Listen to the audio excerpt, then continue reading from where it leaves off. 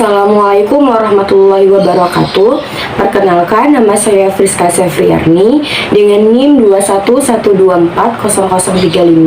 Saya dari semester 3 atau kelas 3 APGMI.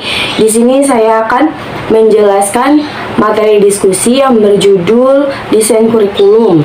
Adapun materi-materi yang nanti saya akan bahas yaitu di antaranya yang pertama ada pengertian desain kurikulum, kemudian yang kedua ada macam-macam desain kurikulum, yang ketiga ada sifat-sifat desain kurikulum, dan yang terakhir ada strategi pengembangan desain kurikulum. Mari saya bahas materi yang pertama yaitu pengertian desain kurikulum. Pengertian desain kurikulum menurut bahasa, yaitu dalam bahasa Inggris, ada kata design yang berarti pola, rancangan, dan model. Ada juga dalam bahasa Yunani, yaitu kata kurikular yang berarti jarak tempuh yang harus dicapai oleh seorang pelari. Kalau dalam bahasa pendidikannya itu, siswa harus mencapai sebuah materi atau isi pelajaran dalam sebuah proses belajar. Kemudian pengertian desain kurikulum menurut para ahli, saya mengambil salah satu yaitu menurut Nana S. Sukmadinata menyatakan bahwa pengertian desain kurikulum adalah menyangkut pola pengorganisasian unsur-unsur atau kompetensi kurikulum. Jadi saya singkat atau saya rangkum bahwa pengertian desain kurikulum adalah rancangan yang berisikan isi, tujuan, dan proses belajar di mana nanti akan diikuti oleh siswa dalam tahap perkembangan pendidikan. Selanjutnya, materi selanjutnya yaitu materi yang kedua, ada macam-macam desain kurikulum. Di sini saya mengutip dari salah satu buku yang berjudul Desain Kurikulum dan Pembelajaran Abad 21 yang ditulis oleh Dr. Fauzan dan Fathul Arifin. Terdapat 4 macam desain kurikulum. Saya akan bahas satu-satu.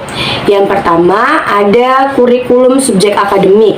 Kurikulum ini menekankan pada isi atau materi pembelajaran yang bersumber dari disiplin ilmu. Kurikulum subjek akademik ini sebagian besar dipengaruhi oleh pikiran klasik. Contohnya itu seperti perennialisme dan esensialisme. Terus kurikulum ini berorientasi pada masa lalu atau masa lampau. Dalam kurikulum subjek akademik, kurikulum ini mengutamakan isi pendidikan. Jadi saat proses belajar itu siswa itu berusaha untuk memperoleh atau mendapatkan materi pelajaran sebanyak-banyaknya. Kemudian dalam kurikulum subjek akademik, guru itu memiliki posisi sentral atau posisi di tengah-tengah. Guru harus menguasai isi kurikulum dan guru harus menjadi bahan ajar atau model pembelajaran bagi peserta didiknya. Kemudian macam desain kurikulum yang kedua yaitu ada kurikulum humanistik. Jadi kata humanistik itu sudah jelas, human yang artinya manusia. Humanistik itu berarti bagaimana cara kita memandang manusia. Dalam posisi pendidikan, humanistik ini sangat membantu bagaimana cara proses memanusiakan manusia. Contohnya, bagaimana cara menghormati orang lain, atau bagaimana cara menghargai pendapat orang lain, dan sikap-sikap yang lain. Kemudian, kurikulum ini dalam pandangan humanistik itu fungsi kurikulum. Dalam pandangan humanistik, fungsi kurikulum lebih upaya penyiapan siswa dengan berbagai pengalaman naluriah atau pola pikir yang nantinya akan membentuk sikap yang sangat berperan penting dalam perkembangan individu. Kemudian dalam kurikulum humanistik ini, guru harus menciptakan emosional yang baik kepada peserta didik saat proses belajar mengajar. Contohnya itu maksudnya dalam mengajar, guru itu harus menciptakan suasana belajar yang menyerukan atau menyenangkan. Kemudian guru itu harus mencontohkan sikap-sikap yang baik kepada siswa, karena nanti sikap-sikap guru ini bakal dicontoh oleh siswanya. Dan kemudian kurikulum humanistik ini sangat bermanfaat bagi siswa untuk di masa depan atau di masa yang akan datang.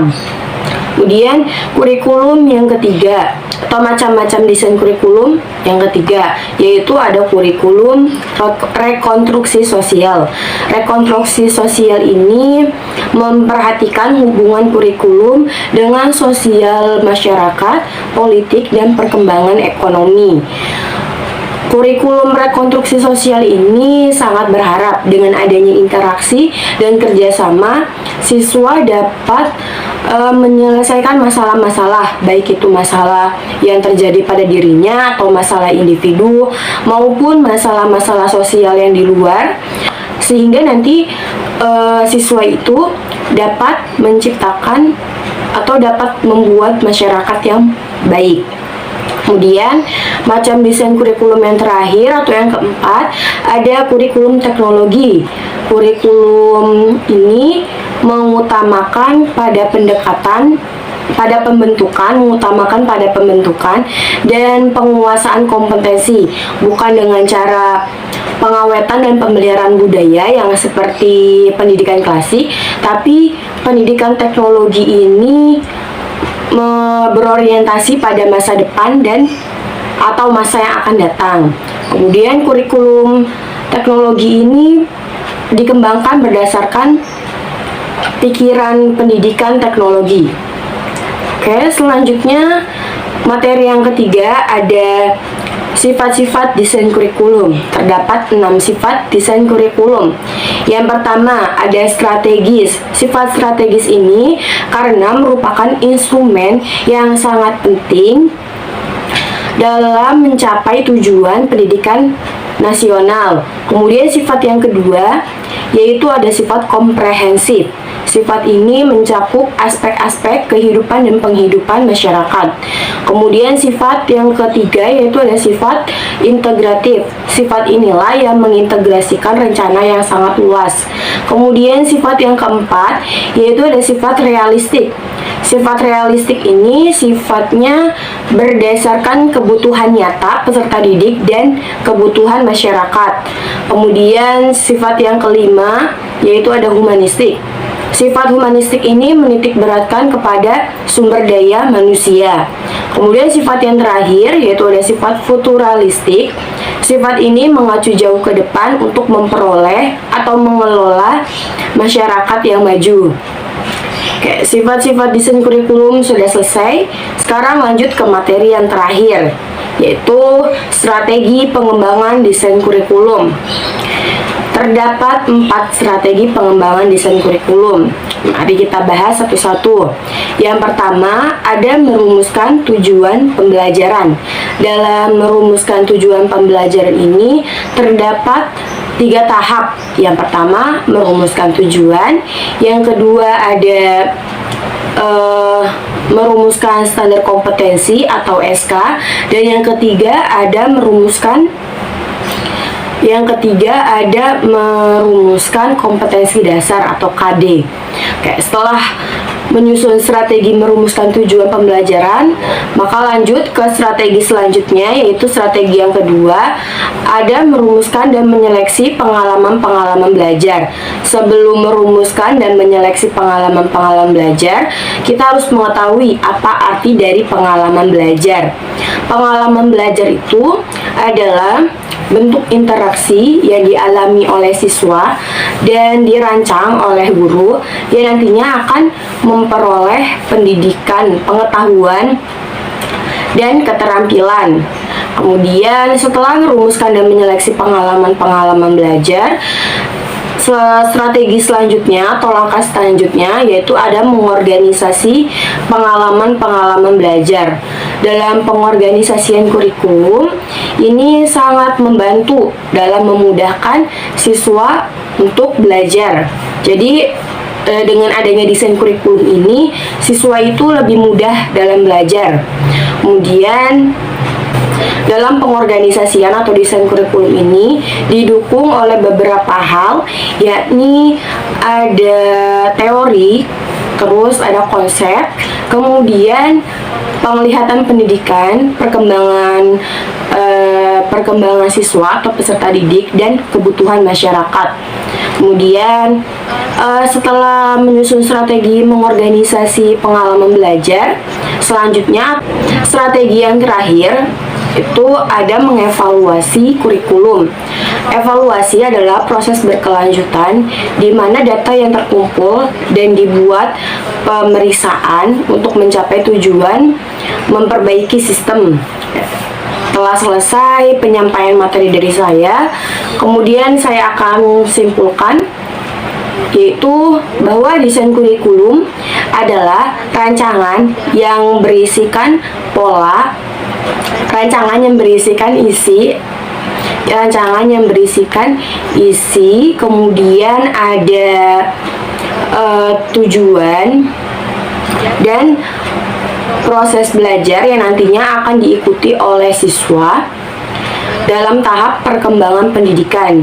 Kemudian terdapat 4 macam desain kurikulum, yaitu yang pertama ada kurikulum subjek akademik, terus yang kedua ada kurikulum humanistik, yang ketiga kurikulum rekonstruksi sosial, dan yang keempat atau yang terakhir itu yaitu kurikulum teknologi. Kemudian sifat-sifat desain kurikulum terdapat 6 sifat. Yang pertama ada strategis, kemudian komprehensif, terus integratif, realistik. Yang kelima itu humanistik, dan yang terakhir futuralistik. Terus strategi pengembangan desain kurikulum yang harus kita ketahui terdapat 4 strategi atau 4 langkah. Yang pertama, merumuskan tujuan pembelajaran, kemudian merumuskan dan menyeleksi pengalaman-pengalaman belajar. Yang ketiga, itu mengorganisasikan pengalaman-pengalaman belajar, dan langkah terakhir atau strategi yang terakhir yaitu mengevaluasi kurikulum. Oke. Setelah saya sampaikan materi dan kesimpulan, berikut ada referensi atau saya mengambil sumber dari berikut, ada dari artikel maupun buku di sini. Oke, bisa dilihat. Baik, terima kasih. Cukup sekian dari saya. Apabila ada yang ingin didiskusikan, boleh silahkan. Kurang lebihnya saya mohon maaf. Wassalamualaikum warahmatullahi wabarakatuh.